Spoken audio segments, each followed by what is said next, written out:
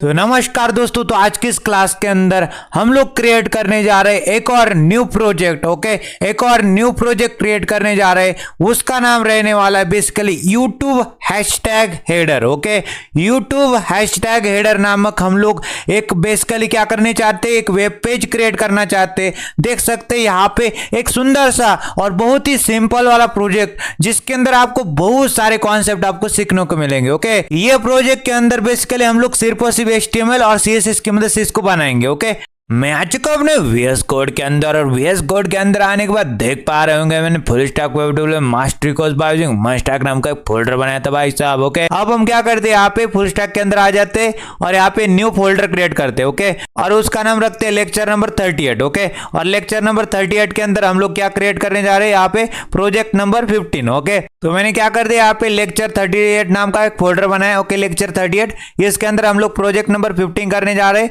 और round bracket के अंदर यूट्यूब हैशटैग हेडर नाम का प्रोजेक्ट है। ओके, अब क्या करते, इसके अंदर आ जाते, यूट्यूब हैशटैग हेडर के अंदर एक index.html नामक फाइल क्रिएट कर लेते। ओके, तो index.html नामक फाइल क्रिएट कर ली। अब हम क्या करते, एक और न्यू फाइल क्रिएट कर लेते, उसका नाम रखते हैं style.css। तो style.css नामक फाइल भी मैंने क्रिएट कर ली। ओके, अब मैंने लेक्चर नंबर 38 के अंदर क्या कर दिया, यहाँ पे इमेजेस नाम का एक फोल्डर क्रिएट कर दिया, और उसके अंदर पीपल नाम का फोल्डर क्रिएट कर दिया, और पीपल नाम के फोल्डर के अंदर person1.jpg नाम की एक इमेज आ रही है। ओके, आपको दिखाई देगी। फिर यहाँ पे person.jpg नाम की इमेज आएगी। ओके, इस तरह से आपको नजर आएगी। person3.jpg। ओके, इस तरह से।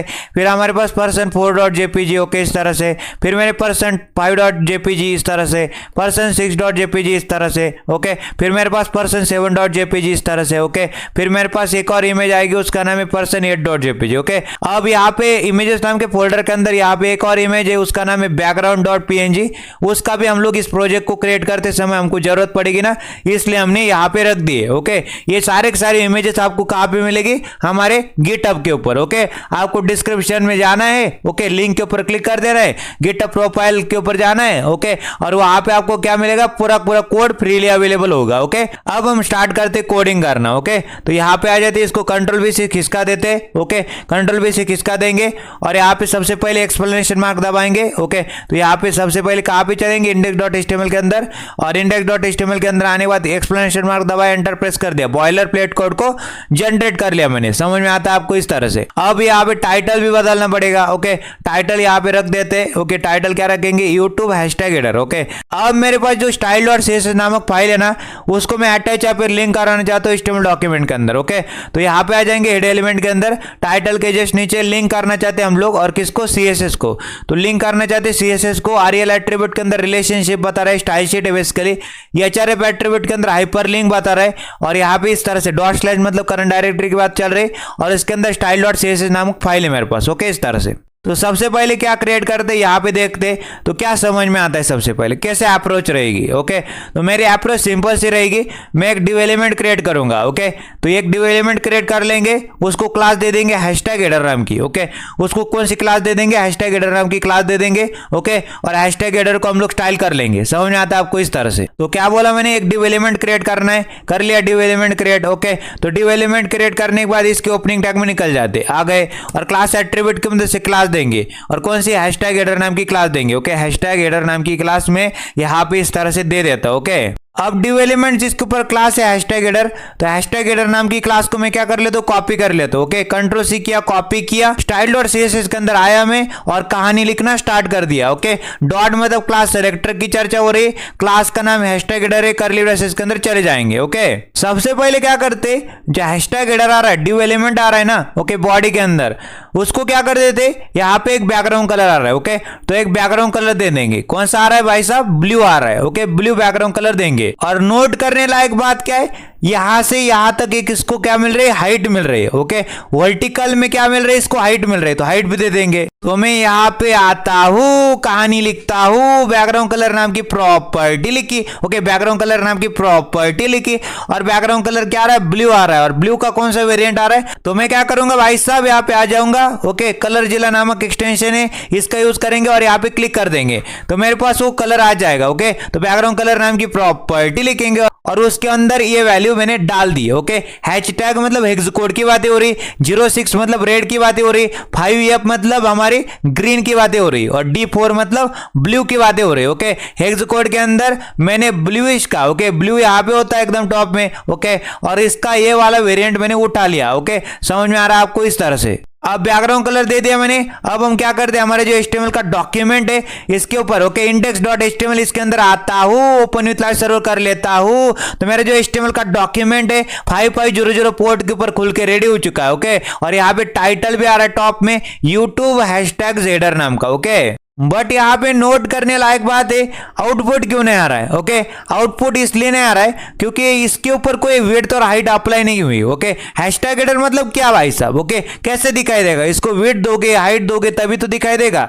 तो मैं क्या करता हूँ, यहाँ पे हाइट नामक प्रॉपर्टी लिखता हूँ। ओके, वर्टिकली इसको एक हाइट देंगे और हाइट कितना देना चाहेंगे, मान लेते मैंने क्या कर दी, इसको हाइट दे दी वर्टिकली 300 पिक्सल की। ओके, 300 पिक्सल की इसको वर्टिकली हाइट दे दी।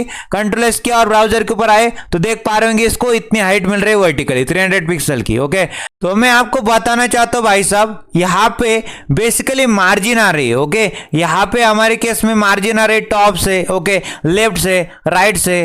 तो हम लोग क्या करना चाहते हैं, 0 करना चाहते हैं। ओके, तो ये जो प्रोजेक्ट हमको क्रिएट करना है इसके अंदर मार्जिन नहीं आ रही। हमने अभी तक जितना क्रिएट किया इसके अंदर मार्जिन आ रही टॉप लेफ्ट बॉटम राइट से। ओके, उसको 0 कर देंगे। तो डिव एलिमेंट जिसके ऊपर क्लास थी #Header, इसका पेरेंट कौन है, बॉडी एलिमेंट। ओके, तो बॉडी एलिमेंट को एलिमेंट सेलेक्टर के अंदर से सेलेक्ट करेंगे, एकदम टॉप में जाएंगे। ओके, यहाँ पे और यहाँ पे आ जाएंगे और यहाँ पे आने के बाद क्या करते हैं, बॉडी एलिमेंट को एलिमेंट सेलेक्टर के अंदर सेलेक्ट कर लिया।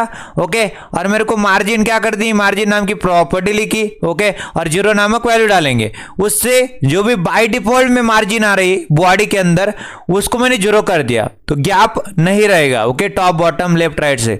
तो देख पा रहे होंगे बाय डिफॉल्ट में कुछ ना कुछ मार्जिन आ रही थी, तो मैंने क्या कर दिया, यहाँ पे बॉडी के अंदर गया मैं और मार्जिन को 0 कर दिया। तो टॉप बॉटम लेफ्ट राइट की मार्जिन, ओके, बाय डिफॉल्ट में जो भी आ रही होगी वो उसको 0 करने से वो चली गई। ओके, अगर इसको हटा दूंगा तो कंप्यूटर के अंदर आपको मार्जिन नजर आएगी। ओके, तो टॉप बॉटम लेफ्ट राइट से 8 पिक्सल की मार्जिन आ रही है। ओके, अब मेरे को क्या नजर आता है, सबसे पहले #CSS, ये जो टेक्स्ट आ रहा है इसको कॉपी करिए।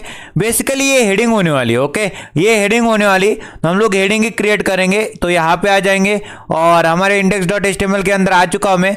और यहाँ पे आने के बाद क्या करते, डिव एलिमेंट जिसके ऊपर क्लास थी #Header, इसके अंदर आने के बाद क्या करते, एक हेडिंग क्रिएट कर लेते। ओके, H2 हेडिंग क्रिएट कर ली, मान लेते H2 हेडिंग क्रिएट कर ली। अब हम यहाँ पे क्या करते, जो टेक्स्ट कॉपी किया था उसको यहाँ पे पेस्ट कर देंगे। ओके, तो उसको पेस्ट कर दिया, कंट्रोल किया, ब्राउजर के ऊपर आए तो यहाँ पे आने के बाद मेरे को इस तरह से नजर आ रहा है। ओके, तो मैंने हेडिंग लगा दी H2 नामक। ओके, H2 नामक हेडिंग क्रिएट कर ली और यहाँ पे डाल दिया टेक्स्ट। समझ में आता है आपको इस तरह से। यहाँ पे एक पैराग्राफ भी आ रहा है छोटू सा। ओके, तो मैं इसको क्या कर सकता हूँ, कंट्रोल कर सकता हूँ। ओके, तो मैं आपको बताना चाहता हूँ ये जो पैराग्राफ आ रहा है, ये टेक्स्ट आ रहा है, इसको मैं किसके अंदर डालूंगा, स्पैन एलिमेंट के अंदर डालूंगा। ओके, पैराग्राफ एलिमेंट के अंदर नहीं डालूंगा। ओके, क्यों, बेसिकली जो स्पैन एलिमेंट होता है ना, ओके, क्या होता है, इनलाइन एलिमेंट होता है। इनलाइन एलिमेंट की बात करें, ये न्यू लाइन से स्टार्ट नहीं करते, जैसे कि ब्लॉक एलिमेंट हमारा क्या करता है, न्यू लाइन से स्टार्ट करता है। ओके, डिव हमारा एक ब्लॉक लेवल एलिमेंट है, न्यू लाइन से स्टार्ट करेगा। ओके, तो मान लेते एक डिव यहाँ पे आया, ओके, दूसरा डिव नीचे आएगा, तीसरा डिव नीचे आएगा। ओके,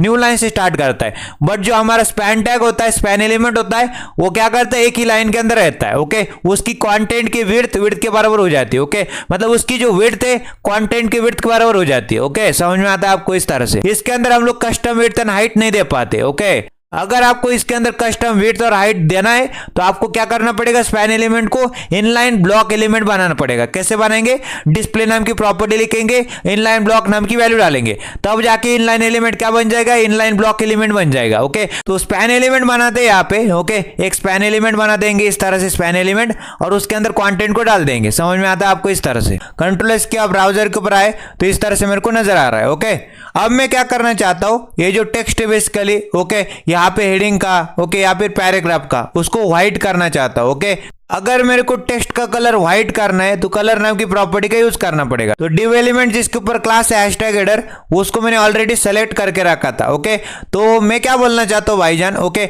हमारे पास #Header के अंदर जितना भी टेक्स्ट है, ओके, जितने भी एलिमेंट्स है, यहाँ पे देख पा रहे होंगे, डिव एलिमेंट जिसके ऊपर क्लास है #Header, इसके अंदर H2 है और स्पैन है। ओके, इन दोनों के अंदर भी टेक्स्ट है।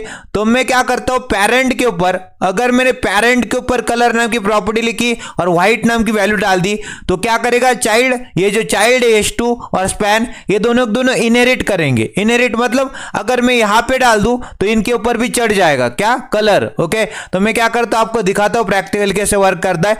अगर मैं यहां पे ओके हैशटैग हेडर के अंदर आऊं और कलर नाम की प्रॉपर्टी लिखूं और उसके अंदर वैल्यू क्या डाल दूं, व्हाइट डाल दूं। ओके तो टेक्स्ट का कलर क्या हो जाएगा, व्हाइट हो जाएगा। ओके टेक्स्ट का कलर क्या हो जाएगा, व्हाइट हो जाएगा। ओके बट नोट करने लायक बात है यहां पे जैसे आता हूं कहानी में बड़ा ही ट्विस्ट आ जाता है। जैसे रिफ्रेश कर देता हूं तो यहां पे देख पा रहे होंगे हेडिंग के ऊपर और स्पैन एलिमेंट के ऊपर क्या हो चुका है, उनका टेक्स्ट का कलर व्हाइट हो चुका है और इन दोनों ने क्या कर दिया, इनहेरिट कर दिया। ओके मैंने यहां पे कलर नाम की प्रॉपर्टी लिखी, व्हाइट नाम की वैल्यू डाल दी किसके ऊपर, यहां पे हैशटैग हेडर के ऊपर। तो हैशटैग हेडर मेरा पेरेंट रहा h2 का और स्पैन का। ओके तो मैंने पेरेंट के ऊपर पेरेंट के ऊपर कलर नामक प्रॉपर्टी को चढ़ाया, व्हाइट नामक वैल्यू डाली तो हमारे चाइल्ड के ऊपर आ गई ऑटोमेटिकली। ओके इनहेरिट कर लिया, इन दोनों ने क्या कर दिया, इनहेरिट कर लिया। ओके अपने पेरेंट से। समझ में आता है आपको इस तरह से। तो अगर आपको चेकआउट करना है ओके कैसे चेकआउट करोगे, यहां पे देख पा रहे होंगे मैंने h2 के ऊपर क्लिक कर दिया तो due dot hashtag header okay मतलब क्या कर रहा है, इनहेरिट कर रहा है। अगर मैं बॉडी के ऊपर ये काम करूं तो अब मैं कलर नाम की प्रॉपर्टी और व्हाइट नाम की वैल्यू को कंट्रोल सी कर लेता हूं, कॉपी कर लेता हूं ओके और इसको कमेंट आउट कर देता हूं ओके हैशटैग हेडर के अंदर। बॉडी के अंदर चलता हूं और बॉडी के अंदर आने के बाद यहां पे क्या कर देते, कंट्रोल भी कर देते। समझ रहे हो आप लोग इस तरह से। अब मैंने बॉडी के ऊपर वो काम किया है। ओके बॉडी मेरा पेरेंट है किसका, div एलिमेंट का। अगर मैं दिखाऊं आपको कौन किसका पेरेंट है, यहां पे देख पा रहे होंगे body element. Okay body element मेरा पेरेंट रहा। ओके मेरा पेरेंट बॉडी एलिमेंट है। ओके और उसका चाइल्ड मेरा div एलिमेंट है। ओके कंटेनर है बेसिकली। ओके हैशटैग हेडर ये मेरा चाइल्ड हो गया, बॉडी मेरा पेरेंट हो गया। तो यहां पे बॉडी से कौन लेगा, हैशटैग हेडर, और हैशटैग हेडर से h2 और स्पैन लेंगे। समझ रहे आप लोग। कंट्रोल एस किया ब्राउजर के ऊपर चले तो यहां पे देख पा रहे होंगे यहां पे मैंने क्या करके रखा है, बॉडी के ऊपर कलर नाम की प्रॉपर्टी और व्हाइट नाम की वैल्यू देकर रखी है। तो हैशटैग हेडर के ऊपर यहां पे देख पा रहे होंगे इनहेरिट फ्रॉम बॉडी। ओके क्या बता रहा है भाई साहब, यहां पे बोल रहा है इनहेरिट फ्रॉम बॉडी, बॉडी से ले रहा है। ओके क्योंकि हैशटैग हेडर का पेरेंट कौन है, बॉडी एलिमेंट, बॉडी से ले रहा है। ओके कौन सा, कलर नाम की प्रॉपर्टी और व्हाइट नाम की वैल्यू। अगर h2 के ऊपर क्लिक कर दे तो ये क्या बोलता है, इनहेरिट फ्रॉम बॉडी। ओके तो बॉडी से ले रहा है कलर नाम की प्रॉपर्टी और व्हाइट नाम की वैल्यू। यहां पे देख पा रहे होंगे स्पैन एलिमेंट भी बॉडी से ले रहा है। समझ रहे हो आप लोग, कॉन्सेप्ट क्लियर हो गए। तो हम लोग क्या कर सकते हैं, बॉडी के ऊपर देना चाहते तो उसके ऊपर मैं नहीं देना चाहता, कमेंट आउट कर दिया। ओके अगर आपकी मर्जी है बॉडी के ऊपर देने की तो आप बॉडी के ऊपर भी दे सकते हैं। अभी के लिए मैं कमेंट आउट करके रखता हूं और हम लोग क्या करते हैं, हैशटैग हेडर के ऊपर रखते हैं। अब मैं क्या करना चाहता हूं, ये जो टेक्स्ट आ रहा है बेसिकली ओके ये जो टेक्स्ट आ रहा है उसके ऊपर क्या करना चाहता हूं, उसके ऊपर एक फॉन्ट फैमिली चढ़ाना चाहता हूं। उसकी जो टेक्स्ट है बेसिकली उसकी फॉन्ट की स्टाइल बदलना चाहता हूं। ओके और क्या करूंगा भाई साहब, बॉडी एलिमेंट के अंदर चलेंगे। ओके बॉडी एलिमेंट के अंदर आ चुका हूं और बॉडी एलिमेंट के अंदर आने के बाद क्या करते, यहां पे नीचे आ जाते और क्या कर देते भाई साहब, फॉन्ट फैमिली नामक प्रॉपर्टी लिखेंगे। ओके फॉन्ट फैमिली नामक प्रॉपर्टी लिखेंगे और कर्सिव वाले फॉन्ट फैमिली चढ़ा देंगे। ओके तो ब्राउजर के ऊपर आने के बाद देख पा रहे होंगे, मजा आ रहा है देखने में, देखो यहाँ पे ओके अच्छा लग रहा है। अब हमारे पास div एलिमेंट जिसके ऊपर क्लास थी हैशटैग हेडर नाम की। ओके तो मैं क्या करना चाहता हूं, यहां पे देख पा रहे होंगे यहां पे मेरा पूरा कंटेंट है। ओके ये रहे मेरे बॉर्डर। ओके कंटेंट और बॉर्डर के बीच के गैप को क्या कहते हैं भाई साहब, पैडिंग कहते हैं। ओके तो मैं क्या करूंगा, गैप मेंटेन करना चाहता हूं। ओके कंटेंट और बॉर्डर के बीच में। ओके तो मैं क्या करना चाहता हूं, बेसिकली गैप देना चाहता हूं, उसको सेंटर में लेके आना चाहता हूं। ओके ऐसा भी बोला जा सकता है।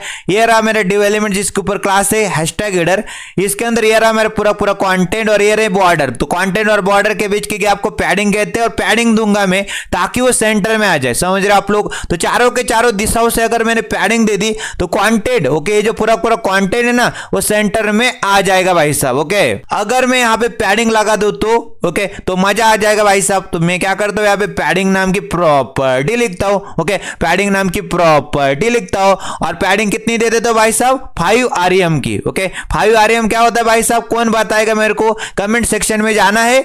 REM क्या होता है, EM क्या होता है, इसका आंसर लिखना है। ओके REM क्या होता है, रिलेटिव होता है किसके, HTML रूट एलिमेंट के। वो बाय डिफॉल्ट 16 पिक्सल लेता है तो 16 into 5 कितना हो जाएगा, 80 पिक्सल। तो 80 पिक्सल की टॉप बॉटम लेफ्ट राइट से पैडिंग आ जाएगी। समझ रहे हो आप लोग। 5 into 16 80 पिक्सल होता है। ओके इस तरह से। अब कंट्रोल एस किया ब्राउजर के ऊपर आए तो सेंटर में आ चुका है। अब हमारे जो h2 हेडिंग है ओके h2 एलिमेंट है ना उसको मैं क्या कर देता हूँ, उसको है ना उसकी मार्जिन 0 कर दूंगा। ओके, नोट करने लायक बात है यहाँ पे जो H2 हेडिंग है बेसिकली। ओके, H2 एलिमेंट है ना वो क्या कर रहा है भाई साहब, वो मार्जिन ले रहा है। ओके, टॉप बॉटम से वो बाय डिफॉल्ट में मार्जिन ले रहा है। ओके, तो हम लोग को उसको 0 करना है। ओके, तभी ये सेंटर में अच्छे से आ पाएगा। ओके, तो मैं क्या करूंगा, यहाँ पे आ जाऊंगा। ओके, और index.html के अंदर चढ़ने के बाद आपको पता चलेगा मेरे पास div एलिमेंट जिसके ऊपर क्लास थे हैशटैग हेडर, इसके अंदर H2 एलिमेंट है और उसको मैं सेलेक्ट करने की कोशिश करूंगा। ओके, तो H2 एलिमेंट को डायरेक्टली सेलेक्ट कर लिया, कर्ली ब्रेसेस के अंदर चला गया। एलिमेंट सेलेक्टर की मदद से उसको सेलेक्ट कर चुका हूं और क्या करना है, उसकी मार्जिन को 0 कर देना है। तो मार्जिन नाम की प्रॉपर्टी लिखी, 0 नामक वैल्यू कर देंगे। तो टॉप बॉटम लेफ्ट राइट से जितने भी बाय डिफॉल्ट में मार्जिन H2 हेडिंग ले रहा था, ओके, H2 एलिमेंट ले रहा था, उसको मैंने क्या कर दिया, 0 कर दिया। ओके, कंट्रोल एस किया और ब्राउजर के ऊपर निकले और यहां पे आने के बाद देख पा रहे होंगे H2 हेडिंग थी। ओके, H2 हेडिंग के ऊपर अब कोई भी मार्जिन नहीं आ रही। ओके, तो मैंने क्या कर दी, उसकी मार्जिन को 0 कर दिया। तो बाय डिफॉल्ट में कुछ मार्जिन ले रहा था वो। ओके, तो देख पा रहे होंगे मार्जिन ले रहा था बाय डिफॉल्ट में 19 पिक्सल की, तो मैंने यहां पे उसको 0 कर दिया। बट नोट करने लायक बात है, ये जो H2 हेडिंग है और स्पैन एलिमेंट है, ओके, एक डब्बा है दूसरा डब्बा है, एक डब्बा और दूसरे डब्बे के बीच के गैप को क्या कहते हैं, एक डब्बा और दूसरे डब्बे के बीच के गैप को हम लोग क्या कहते हैं, मार्जिन कहते हैं। हम लोग क्या कहेंगे, यहां पे मार्जिन देंगे और कहां से, बॉटम से देंगे, ताकि H2 हेडिंग और स्पैन एलिमेंट के अंदर एक गैप मेंटेन हो। ओके, तो मेरे को गैप चाहिए H2 हेडिंग और स्पैन एलिमेंट के बीच में, तो मैं क्या करूंगा, मार्जिन दूंगा और कहां से, बॉटम से देनी पड़ेगी, तभी जाके वो अच्छे से मेरे को दिखाई देंगे।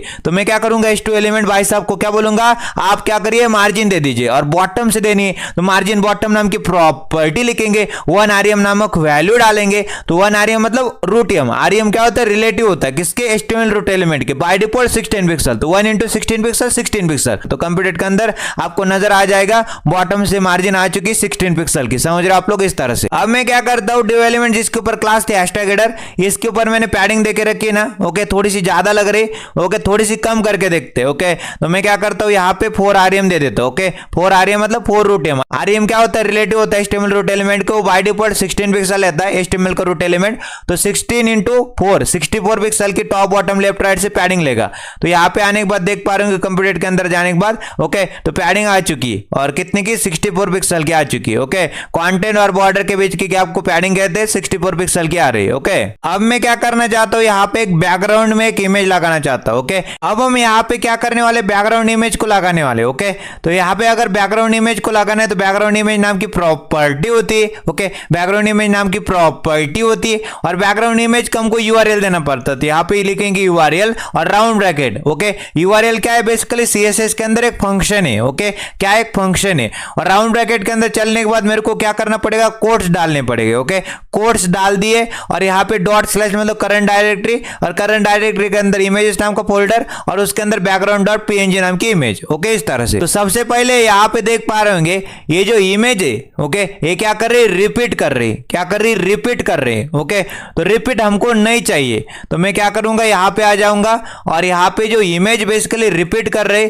उसको मेरे को नहीं रिपीट कराना, तो बैकग्राउंड रिपीट नाम की प्रॉपर्टी लिखेंगे। ओके, बैकग्राउंड रिपीट नाम की प्रॉपर्टी लिखेंगे और उसके अंदर वैल्यू क्या डालेंगे, नो रिपीट। नो रिपीट मतलब रिपीट नहीं हो। ओके, जो बैकग्राउंड में इमेज है बेसिकली वो रिपीट ना हो। अब मैं क्या करना चाहता हूं, मैंने आपको ऑलरेडी बता के रखा है, मेरे को बैकग्राउंड की साइज भी सेट करनी है। तो बैकग्राउंड साइज नामक प्रॉपर्टी होती है मेरे पास। ओके, बैकग्राउंड साइज नामक प्रॉपर्टी होती है, उसके अंदर भिन्न भिन्न तरह के वैल्यूज आ सकते हैं। ओके, बाय डिफॉल्ट में ऑटो होता है। ओके, बाय डिफॉल्ट में ऑटोमेटिकली जैसे कि वैसे आएगी। ओके, फिर यहाँ पे मैं क्या कर सकता हूँ, ऑटो की जगह मैं और भी वैल्यूज को ट्राई आउट कर सकता हूँ। ओके, कवर कर देंगे तो पूरे पूरे कंटेनर के सबसे कवर हो जाएगी। ओके, ये रहा कंटेनर, तो कंटेनर के अंदर क्या हो चुकी है, इमेज पूरी पूरी कवर हो चुकी, समझ आ रहा होगा आपको। ओके, अब बैकग्राउंड साइज नामक प्रॉपर्टी के अंदर हम लोग क्या डाल सकते हैं, कंटेंट भी डाल सकते हैं। तो बैकग्राउंड साइज नामक प्रॉपर्टी और कंटेंट से क्या हो जाएगा, जो हमारी इमेज है, ओके, जो हमारी इमेज है वो क्या हो जाएगी, कंटेंट हो जाएगी। ओके, किसके अंदर, एलिमेंट के अंदर, समझ में आ रहा होगा आपको।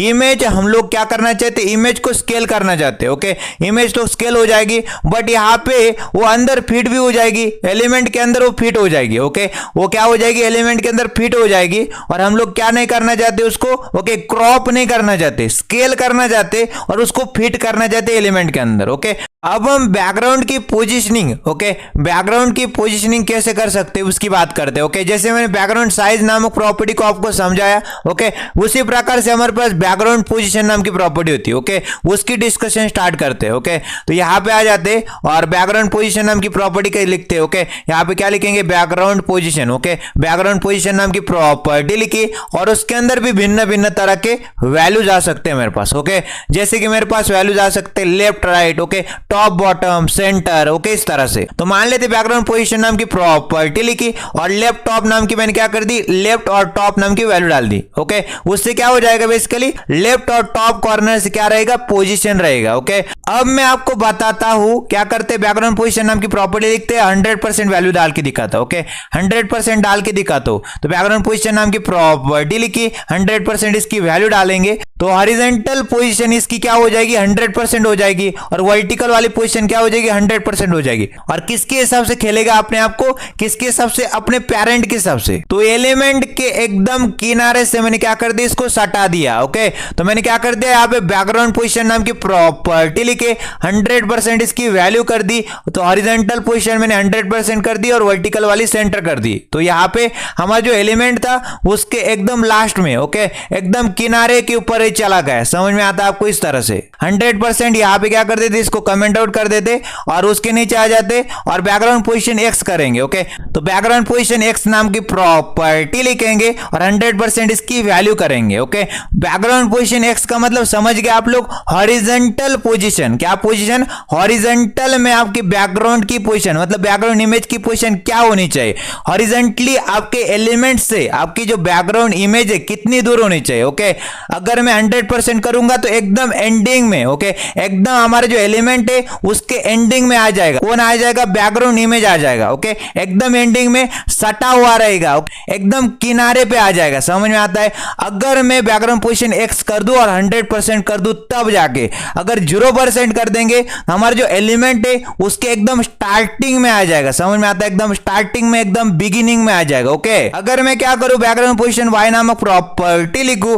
और उसके अंदर अगर वैल्यू में पिक्सल के अंदर डालो, ओके, मान लेते 100 पिक्सल डाल दूं। ओके, तो 100 पिक्सल डाल दूं तो इस तरह से आपको नजर आएगा। ओके, तो मान लेते मैं नेगेटिव में डाल के दिखाता हूं। ओके, मान लेते मैंने माइनस क्या कर दिया, -160 पिक्सल कर दिया। ओके, मैंने क्या बोला आपको, ओके, जब मैं पॉजिटिव में वैल्यू डालू, ओके, और इंक्रीज करता जाऊं, ओके, 100 क्या, 200 क्या, 300 क्या, जैसे जैसे इंक्रीज करता जाऊंगा तो बॉटम में जाएगा। ओके, अगर मैं वैल्यू को कम करता जाऊं, पहले क्या थी 100 थी, अब मैंने क्या कर दी, 0 कर दी, 0 से मैंने -100 -200, जैसे जैसे वैल्यू को मैं घटाता जाऊंगा तो टॉप में निकल जाएगा। ओके, बॉटम से टॉप निकल जाएगा। ओके, तो इस तरह से किनारे के ऊपर। ओके, यहाँ पे राइट की ओर है थोड़ा बहुत, यहाँ पे दिखा देता हूं एक और बार। ओके, मान लेते मैंने यहाँ पे 160 पिक्सल रखा। ओके, 160 पिक्सल इस तरह से आपको नजर आ जाता है। ओके, और मैंने क्या कर दिया, मान लेते 0 कर दिया, तो 0 के ऊपर इस तरह से था। अब मैंने क्या कर दिया, 160 कर दिया बट नेगेटिव वाला कर दिया, तो नेगेटिव मतलब टॉप में निकल जाएगा। ओके, अभी कंटेंट के अंदर इस तरह से नजर आ रहा है। ओके, मैंने क्या करके रखा था, बैकग्राउंड। ओके,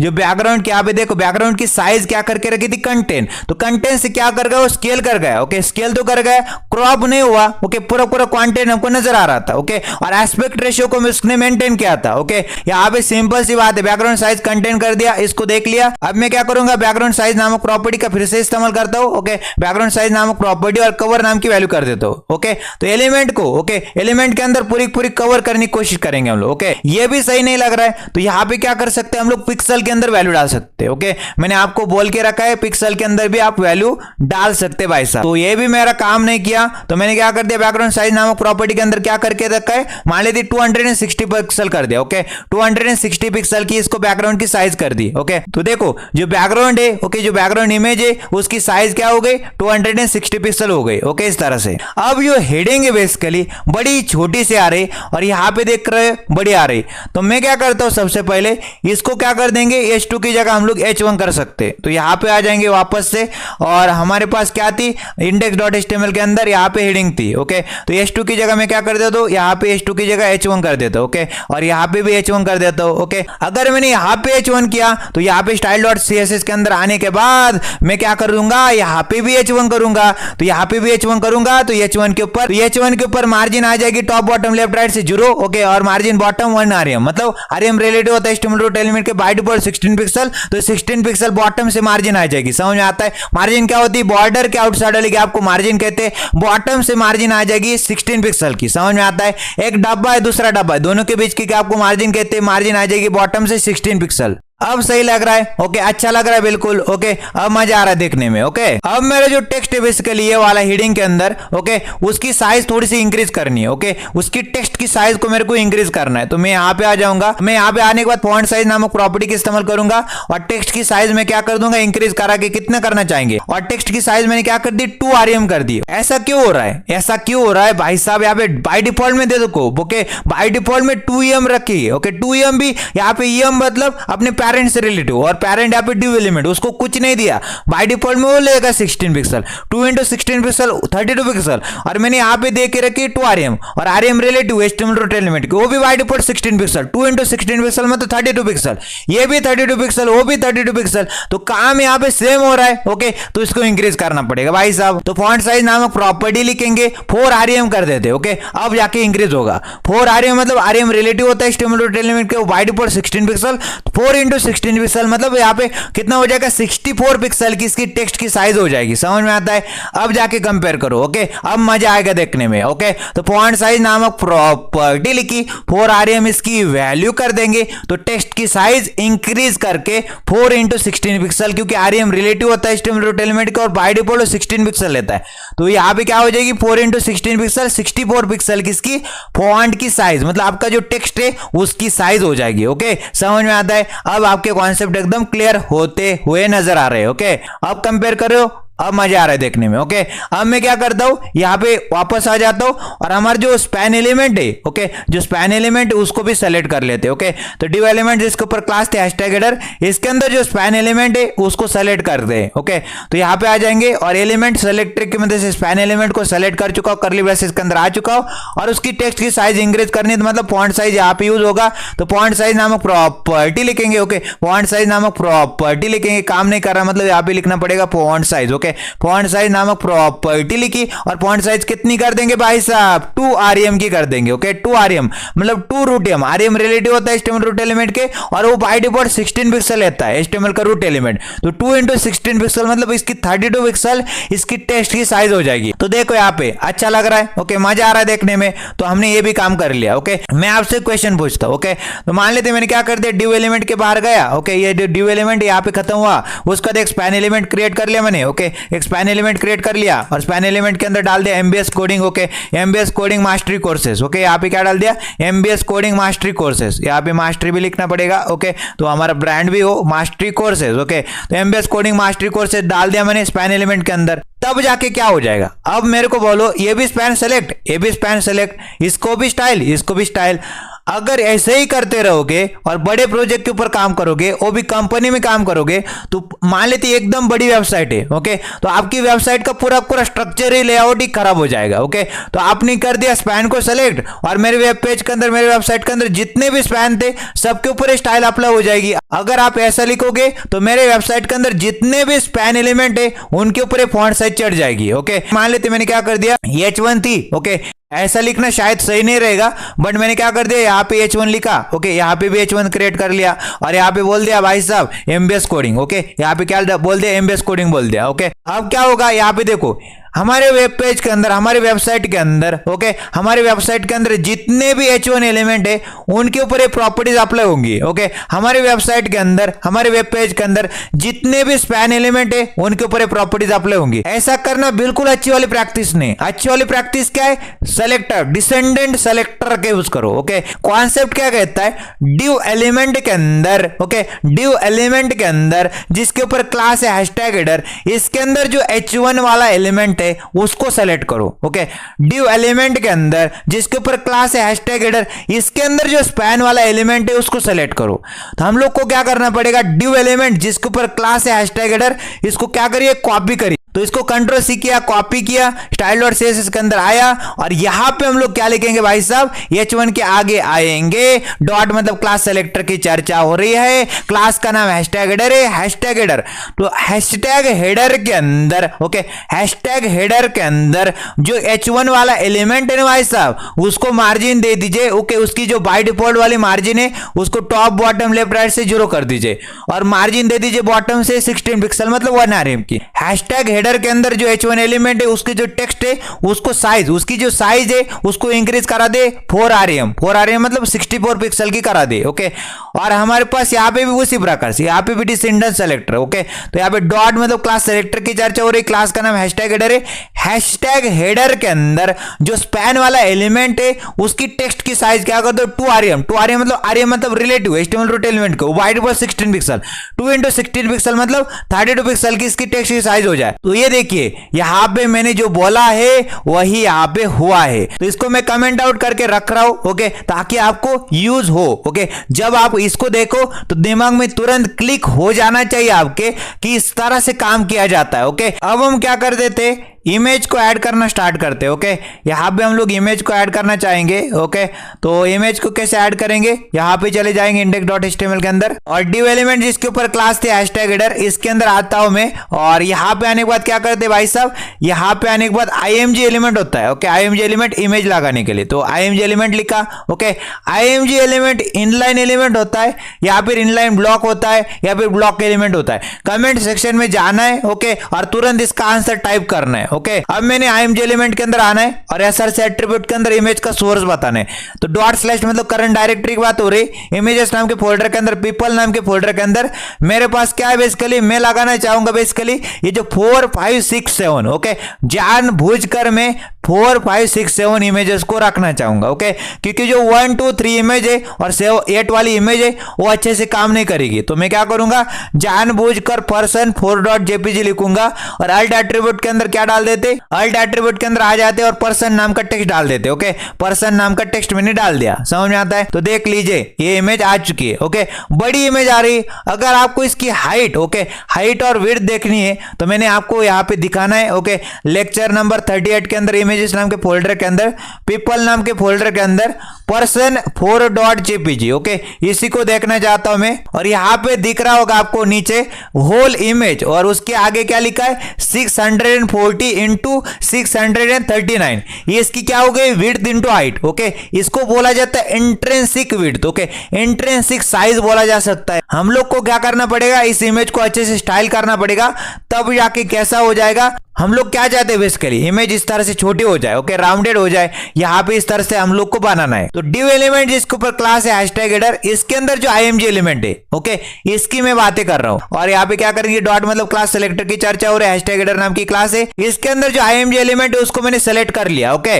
हैशटैग हेडर क्या है, पेरेंट है ओके, एलिमेंट जिसके ऊपर क्लास है हैशटैग हेडर, इसके अंदर जो img एलिमेंट है उसकी मैं बातें कर रहा हूं, समझ में आता है आपको इस तरह से। अब मैं क्या करता हूं, उसको हॉरिजॉन्टल में एक विड्थ दे देता हूं, तो विड्थ नाम की प्रॉपर्टी लिखी ओके, विड्थ नाम की एक प्रॉपर्टी लिखी, हॉरिजॉन्टल में इसको विड्थ दे देते हैं और कितना विड्थ देना चाहते, मान लीजिए 5 rm की मैंने विड्थ दे दी ओके। rm क्या होता है, रिलेटिव होता है, किसके रिलेटिव होता है, HTML रूट एलिमेंट के, और HTML का root element by default 16 pixel लेता है, तो 5 × 16 पिक्सल मतलब 80 पिक्सल की इसकी हॉरिजॉन्टल विड्थ हो जाएगी, समझ में आता है। तो देख पा रहे होंगे इतनी छोटी हो गई ओके। अब मैं इसको क्या करता हूं, आपको रेंडर साइज भी दिखाता हूं, तो रेंडर साइज हो रही इतनी ओके, रेंडर साइज आ रही इतनी, और यहाँ पे intrinsic size okay, intrinsic size आ रही 640 इंटू 639 पिक्सल। अब बड़ा ही इंटरेस्टिंग और एकदम इंपॉर्टेंट पॉइंट है ओके, नोट करने लायक बातें ये रहती है जब भी हम लोग रिस्पॉन्सिव डिजाइन की बात करते हैं ओके,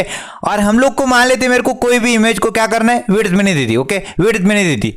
आप बोलोगे ये हाइट अपने आप से एडजस्ट करेगा क्या, जरूर ओके। ये जो ब्राउजर के अंदर आप देख पा रहे होंगे इसने अपने आप से हाइट को एडजस्ट कर लिया, इसके कंटेंट के हिसाब से अपने आप को क्या कर लेता, हाइट दे देता है। ओके, तो मान लेते मैं क्या करता हूं, यहाँ पे हाइट नाम की प्रॉपर्टी लिखता हूं। हाइट नाम की प्रॉपर्टी के अंदर मान लेते मैंने क्या कर दिया, 10 rem की क्या कर दी, 10 rem की हाइट दे दी। ओके, 10 rem की हाइट दे दी। तो यहाँ पे देख पा रहे होंगे हाइट देने से क्या हो गया, वो इमेज एकदम चपटी हो गई। ओके, बिल्कुल मजा नहीं आ रहा देखने में। ओके, मजा नहीं आ रहा देखने में, एस्पेक्ट रेशो, इमेज का एस्पेक्ट रेशो बिगड़ गया है। ओके, तो आपको याद ये रखना है, हम लोग ट्राई ये करेंगे, ट्राई क्या करेंगे, हम लोग सिर्फ और सिर्फ विड्थ देंगे। ओके, हाइट अपने आप से एडजस्ट कर लेगा। नोट करने लायक बात है कि यहाँ पे जो इमेज है वो स्क्वायर है। स्क्वायर मतलब क्या होता है, इसकी विड्थ और इसकी हाइट ओके सेम होती है। ओके, अगर मैं क्या कर दूं, index.html के अंदर आऊं और यहाँ पे क्या कर दूं, पर्सन 4 की जगह पर्सन 1 कर दूं। ओके,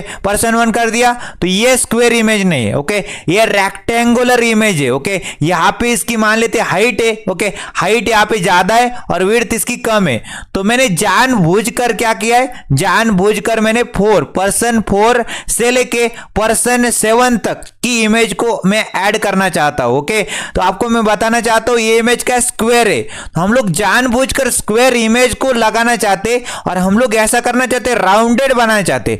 अगर आप राउंडेड बनाना चाहते तो आपके पास क्या होनी चाहिए, स्क्वायर वाली इमेज होनी चाहिए। ओके, क्या बोला मैंने, क्या कॉन्सेप्ट बताया आपको, अगर आपको इमेज को राउंडेड करना होता है तो पहले से आपकी जो इमेज है स्क्वायर होनी चाहिए। ओके, तभी जाके राउंडेड होके अच्छे से आएगी इमेज। ओके, तो ये कॉन्सेप्ट को आपको याद रखना है। पहले तो आपको क्या करना है, उस इमेज को स्क्वायर बनाना है। अगर आपकी इमेज स्क्वायर है तब जाके आप क्या करोगे, बॉर्डर रेडियस नाम की प्रॉपर्टी लिखोगे और उसके अंदर वैल्यू डालोगे, तब जाके राउंडेड बन जाएगी इमेज। स्क्वायर इमेज को राउंडेड करना आसान होता है। Okay, as compare to rectangular वाली इमेज और अदर इमेजेस। समझ में आता है आपको इस तरह से। तो मैंने style.css के अंदर आ जाना है और यहाँ पे सिंपल सी कहानी लिख देनी, बॉर्डर रेडियस नाम की प्रॉपर्टी लिख लेंगे। ओके, तो मैं क्या करता हूँ, यहाँ पे बॉर्डर रेडियस नाम की प्रॉपर्टी लिखता हूँ। ओके, बॉर्डर रेडियस नाम की प्रॉपर्टी लिखी और बॉर्डर रेडियस अगर 100% कर देंगे तो क्या होता है, देखते हैं। 100% नामक वैल्यू डाल दी, तो यहाँ पे आने के बाद देख पा रहे होंगे इमेज पूरी पूरी यहाँ पे क्या हो चुकी, गोला बन चुका है। ओके, यहाँ पे बोल सकते हैं राउंडेड होके आ चुकी है। ओके, अब मैं क्या करना चाहता हूँ,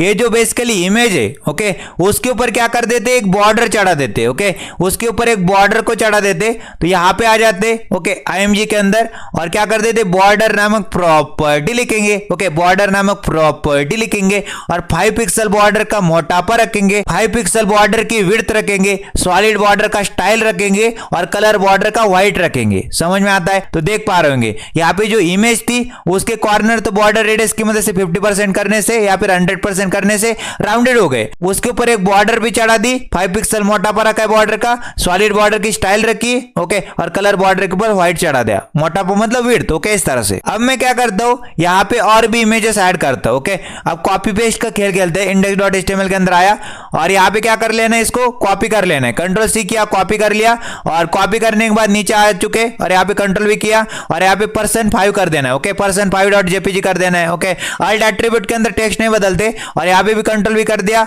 यहाँ पे %6 कर देना है तो कर दिया और यहाँ पे नीचे आ जाते। ओके, नीचे आने के बाद %7 कर देना है। ओके, %7.jpg कर देना है। अब Ctrl+S कर दे और ब्राउजर के ऊपर चलते तो यहाँ पे इस तरह से नजर आता है। अगर मैं इसको क्या कर दूं, जूम कम कर दूं। ओके, तो इस तरह से आपको नजर आ जाता है। समझ में आता है आपको इस तरह से। अब हमारे इमेज के ऊपर होवर करके देखो, इमेज का विड्थ आ रहा है अभी 90 पिक्सल। ओके, 90 पिक्सल की इसकी हॉरिजॉन्टल में विड्थ आ रही। ओके, होवर करने के बाद और 89 पिक्सल की क्या आ रही, 89 पिक्सल की इसकी हाइट आ रही वर्टिकली। ओके, तो मैं क्या करता हूं, यहाँ पे थोड़ा सा क्या कर देते, हाइट दे ही देते। ओके, मैं 89 पिक्सल इतनी नहीं देना चाहता, थोड़ी सी कम देना चाहता हूं, अच्छी वाली प्रैक्टिस नहीं रहती। ओके, मैं क्या चाहता हूं, ब्राउजर अपने हिसाब से ओके विड्थ दी ना हमने, विड्थ के हिसाब से या फिर कंटेंट के हिसाब से। ओके, जितना इसके अंदर कंटेंट है, कंटेंट के हिसाब से या फिर विड्थ के हिसाब से अपने आप को हाइट प्रदान करे। ओके, अपने आप को एडजस्ट करे वर्टिकली। मैं चाहता था ओके वो भी कर सकते हैं, या फिर मैं क्या करता हूं, जानबूझकर यहाँ पे हाइट नाम की प्रॉपर्टी लिखता हूं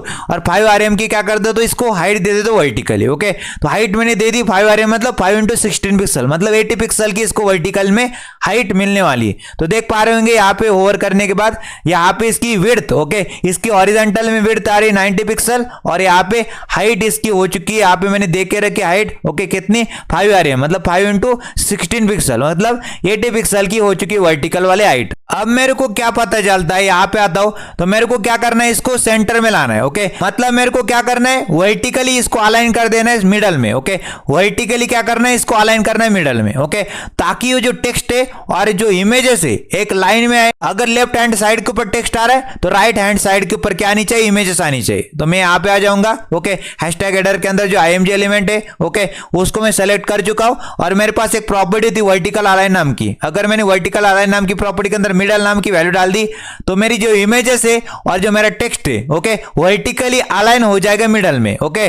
कंट्रोल एस के और ब्राउजर के ऊपर आए तो यहाँ पे देख पा रहे होंगे वर्टिकली कहां पे अलाइन हो चुका है, मिडल में हो चुका है, ओके। तो नोट करने लायक बात है, अगर आपने नोट किया होगा, अगर आपका दिमाग चलता होगा, आपने सोचा होगा ऐसा क्यों हो रहा है, ओके। यहाँ पे वर्टिकल अलाइन नाम की प्रॉपर्टी लिखी और मिडल नाम की वैल्यू डाल दी तो क्या हो रहा है, क्या इमेजेस सेंटर में आ रहे, क्या इमेजेस वर्टिकली अलाइन हो रहे मिडल में, ओके। ऑलरेडी वो अलाइन हो चुकी है मिडल में, ओके। उनकी कोई दिक्कत नहीं थी, हमको टेक्स्ट की दिक्कत थी। और टेक्स्ट किसके अंदर आ रहा है भाई साहब, स्पैन एलिमेंट के अंदर आ रहा है, ओके। अगर मैं वर्टिकल अलाइन नाम की प्रॉपर्टी लिखूं और मिडल नाम की वैल्यू कर दूं तो जो स्पैन एलिमेंट होता है ना भाई साहब, ओके, स्पैन एलिमेंट होता है ना, उसके अंदर जो टेक्स्ट है वो वर्टिकली अलाइन हो जाएगा कहां पे, मिडल में, ओके, इस तरह से। अब हम बातें करने जा रहे हैं सिबलिंग सेलेक्टर की, ओके। इसको क्या बोला जाता है, एडजेसेंट सिबलिंग सेलेक्टर भी बोला जाता है। क्या बोला जाता है, एडजेसेंट सिबलिंग सेलेक्टर भी इसको बोला जाता है। तो सिबलिंग सेलेक्टर का सिंटेक्स ऐसा है, आपको लिखना है IMG एलिमेंट, ओके। आपके पास देख पा रहे होंगे IMG एलिमेंट है